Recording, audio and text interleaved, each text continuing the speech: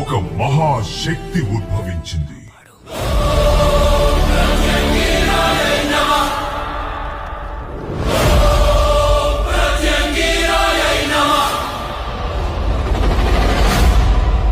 ఆమె రాకతో శత్రువుల గమనం స్తంభించిపోయింది. సింహముఖం, అగ్ని నేత్రం, ఆమె శ్రీ మహాప్రత్యంగిరా దేవి, లలితాదేవి సైన్యానికి అభేద్యమైన రక్షణ కవచం.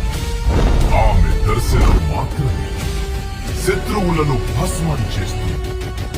వారాహీదేవి యుద్ధం చేస్తే ప్రత్యంగిరా దేవి శత్రువుల ప్రయోగాన్ని, వారి అహంకారాన్ని ఆహుతిగా తీసుకుంటుంది.